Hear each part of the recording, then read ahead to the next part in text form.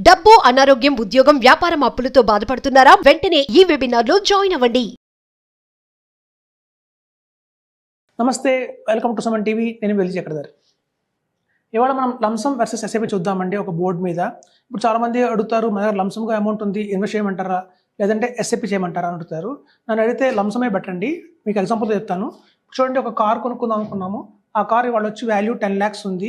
మనం కనుక లోన్ తీసుకుంటే, సపోజ్ మనం లోన్కి వెళ్తే కనుక మనం 8% కావచ్చు, 9% కావచ్చు, మొత్తం ఒక 7 years టెన్యూర్లో మనం కట్టేది ఎంత అంటే 14 lakhs పే చేస్తాం. అంటే మనం తీసుకున్న 10 లక్షలకి అదనంగా ఇంకో 4 lakhs అనేది ఇంట్రెస్ట్ రూపంలో పే చేస్తున్నామండి.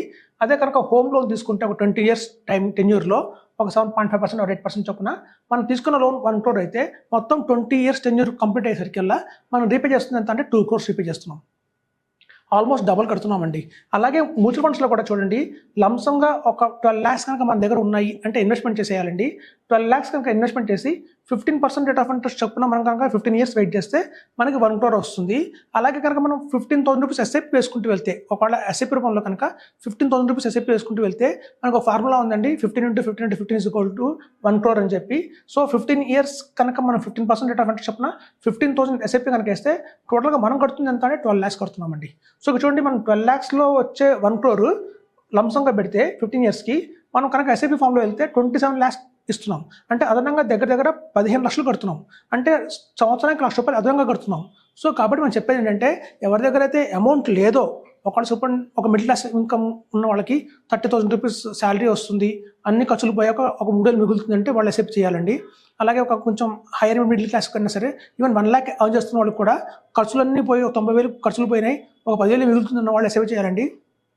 అంతేకాని ఒక బిజినెస్ మ్యాన్ కానివ్వండి, ఒక ఇండస్ట్రియలిస్ట్ కానివ్వండి, లేదా ఒక ఎన్ఆర్ఐ కానివ్వండి, ఎవరి దగ్గర అయితే లంసంగా అమౌంట్ అవైలబిలిటీలో ఉంది అంటే మాత్రం వాళ్ళు ఎస్ఐపికి కలకండి. లంసంగా ఇన్వెస్ట్మెంట్ చేయండి. లంసంగా ఇన్వెస్ట్ చేస్తేనే మనకి అత్యధిక లాభాలు అయితే వస్తాయి మార్కెట్లో. చూడండి, 2011 వేరు, 2013 వేరు, 2008 వేరు. ఆ టైంలో మార్కెట్ పడింది అంటే మాత్రం మళ్ళీ రికవర్ అవడానికి చాలా టైం పట్టేది. అట్లీస్ట్ 2 years టైం తీసుకునేది ఆ బెంచ్ మార్క్ మళ్ళీ సేమ్ రావడానికి. కానీ ఇప్పుడు మార్కెట్ ట్రెండ్ చూస్తే గత 2 years అలా లేదండి. ఒకసారి మార్కెట్ పడినా కూడా వితిన్ వీక్ టైంలో మళ్ళీ మనకు వస్తుంది. ఇప్పుడు ఫర్ ఎగ్జాంపుల్ చెప్తాను చూడండి, October 10th, 2024లో ఎవరన్నా 10th of every month 1 lakh SIP వేస్తున్నారు. So 10th of every month SIP వేస్తున్న వాళ్ళకి ఏమైందంటే October 10th, 2024లో సపోజ్ దట్ మీన్స్ ఒక 84,000 లెవెల్లో మార్కెట్ ఉంది అనుకుందామండి. సో మళ్ళీ వాళ్ళ ఎస్ఐపి ఇప్పుడు వస్తుందంటే మళ్ళీ November 10th వస్తుంది. సో ఈ 1 month లోపలే ఆ 84,000 కాస్త 79,000 దాకా వెళ్ళి మళ్ళీ 82,000 దాకా వచ్చేసింది అనుకుందాం. సో చూస్తే మనకి ఆ 1 monthలోనే మొత్తం మళ్ళీ పట్టడం జరిగింది, మళ్ళీ బయటకి వెళ్ళడం జరిగింది. సో కాబట్టి దానివల్ల యావరేజ్ కాస్ట్ ఎక్కడ జరిగిందంటే ఏం లేదు. సో కాబట్టి ఎస్ఐపిస్ మన దగ్గర అమౌంట్ లేదు, ఒక మధ్యతరగతి కుటుంబం వాళ్ళు అలా ఏదైనా పొదుపు చేసుకోవాలి అనుకున్న వాళ్ళు మాత్రం ఎస్ఐపికి వెళ్ళండి. అది బ్యూటిఫుల్ ఆప్షన్. కానీ ఎవరి దగ్గర లంసంగా అమౌంట్ అవైలబిలిటీలో ఉంది, ఒక 50 lakhs అవైలబిలిటీలో ఉంది, 20 lakhs అవైలబిలిటీలో ఉంది అంటే మాత్రం లంసంగా వేసేసేయండి. అలా వేస్తే మాత్రం మీకు గణనీయంగా లాభం వస్తుంది. అయితే చాలామంది మమ్మల్ని క్వశ్చన్ అడుగుతారు ఏంటంటే, సార్ నా దగ్గర ఒక లంసంగా 50 లక్షలు ఉంది, దీన్ని నేను ఏదన్నా బ్యాలెన్స్ అడ్వాంటేజ్ ఫండ్లో పెడతాను, పెట్టి దాని నుంచి నేను ఎస్ఐపి రూపంలో అమౌంట్ తీసుకుంటాను ఎవ్రీ మంత్ పీరియాడికల్గా సిస్టమ్ విత్డ్రాల్ ప్లాన్లో, అలా వచ్చిన 25,000ని నేను మళ్ళీ ఎస్ఐపి చేస్తానంటారు. చూడండి, అది చాలా కరెక్ట్ ఆప్షన్ అయితే కాదని చెప్తాను నేను. సపోజ్ మీకు బాడీలో బ్లడ్ తగ్గింది అనుకుందాం, హిమోగ్లోబిన్ తగ్గింది, బ్లడ్ తగ్గింది.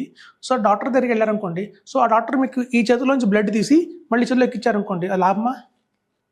ఈ చేతిలోంచి బ్లడ్ తీస్తున్నారు, మళ్ళీ అదే బాటిల్ మళ్ళీ చేతిలోకి ఎక్కిస్తున్నారు. సో మీ డబ్బులు మీకే వస్తున్నాయి. సో దానిలో ఏం లాభం లేదు. వెళ్తే పక్క వాళ్ళ బెడ్ ఎక్కించాలి, లేదంటే బెడ్ బ్యాంక్ వెళ్ళి బెడ్ కొనుక్కొచ్చుకోవాలి. సో అదేనండి. కాబట్టి మనం అయితే సిస్టమేటిక్ విత్డ్రాల్ ప్లాన్లో పెట్టి దాని నుంచి డబ్బులు తీసుకొని దాన్ని మళ్ళీ ఎస్ఐపి చేయడం అనేది ఒక రాంగ్ కాన్సెప్ట్ అండి. అది కరెక్ట్ కాదు. యాక్చువల్గా రూపీ కాస్ట్ యావరేజింగ్ చూస్తే మీకు గత 15 సంవత్సరాల్లో తీసుకుందాం, అందులో మీకు మొత్తం వచ్చి 180 months వస్తాయి. సో ఈ 180 months ఇన్స్టాల్మెంట్స్లో మనకి మ్యాక్సిమం ఒకవేళ రూపీ ఆవరేజ్ క్యాష్ జరుగుతుంది, మార్కెట్ కింద పడుతుంది, మళ్ళీ పైకి లేస్తుంది అంటే అది 1 yearకే ఉంటుందండి, 12 months ఉంటుందేమో హార్డ్లీ. తర్వాత ప్రతి ఇన్వెస్ట్మెంట్ మీరు ఆ రోజు కంటే కూడా ఎక్కువ ఎన్ఏవిలో కొంటుంటారు. సో అలా హై ఎన్ఏవిలో కొనుక్కుంటూ వెళ్తున్నప్పుడు రిటర్న్స్ రావండి. సో కాబట్టి మనం చెప్పేది ఏంటంటే, మీ దగ్గర కనుక అమౌంట్ 50 lakhs బిలో ఉంటే మార్క్స్ కన్నా వెళ్ళండి, లేదంటే మనకి ఇట్లా లంసంగా ఇన్వెస్ట్మెంట్ చేయండి. ఆల్వేస్ అది అడ్వైజబుల్ ఉంటుంది. డబ్బులు ఉంటే మాత్రం, ఒకవేళ మన దగ్గర మనీ లేదు అంటే మనం ఎస్ఐపి ఆప్షన్కి వెళ్ళొచ్చు. సో ఒకవేళ 50 lakhs అబోవ్ ఉంటే మాత్రం మనకి మ్యూచువల్ ఫండ్స్ కంటే కూడా పిఎంఎస్, స్మాల్ కేసు అవన్నీ బెస్ట్ ఆప్షన్స్గా చెప్తున్నాను. సో కాబట్టి ఏంటంటే, మీరు చూడండి, మనకి ఎంత ఎక్కువ ఇక్కడ ఇంట్రెస్ట్ కడుతున్నాం. సరే, ఇక్కడ 10 lakhs కార్కి 4 lakhs ఎలా ఎక్స్ట్రా కడుతున్నామో, అలాగే హోమ్ లోన్లో 1 crore హోమ్కి ఇంకో 1 crore ఎలా ఇంట్రెస్ట్ కడుతున్నామో, ఇక్కడ మీరు ఇంట్రెస్ట్ కడుతున్నారు.